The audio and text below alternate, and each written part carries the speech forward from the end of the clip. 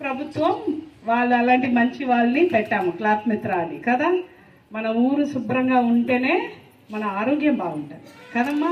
లేదా మన అందరూ కోవిడ్ చూసాము కదా, ఎంతమంది కష్టపడ్డాము. హాస్పిటల్లో బెడ్లు వచ్చిన చాలా కష్టపడ్డాము. అది అలాంటి ఒక ఇది మళ్ళీ రాకుండా ఉండాలంటే శుభ్రత అనేది చాలా ఇంపార్టెంట్.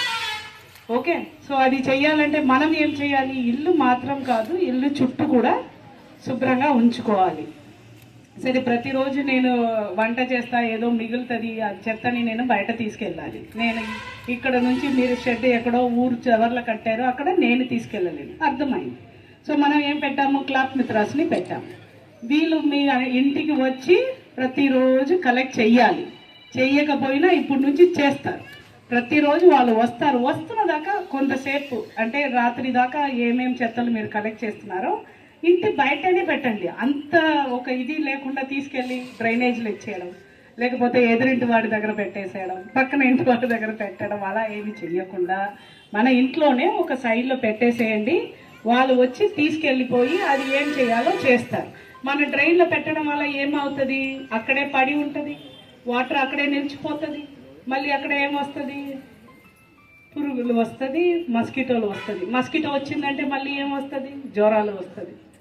జ్వరాలు ఇప్పుడు ఇది వర్షాకాలం, ఈ డ్రైనేజ్ నుంచి వాటర్ మాత్రం కిందకి సరిగా వెళ్ళకపోతే అక్కడే అవి గుడ్లు పెడతాయి. గుడ్లు నుంచి పురుగులు వస్తాయి, మస్కిటో వస్తాయి. మస్కిటో నుంచి టైఫాయిడ్, మస్కిటో నుంచి మలేరియా, దెన్ చికెన్ గునియా, అన్ని విధాల డెంగ్యూ, అంటే రకరకాలుగా వ్యాధులు వస్తుంది.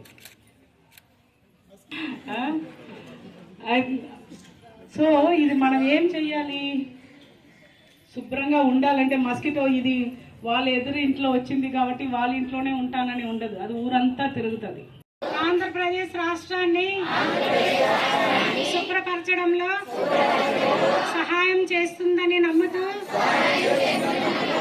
ఈ రోజు నుండి నా తోటి వారికి కూడా స్వచ్ఛత కల్పించే దిశగా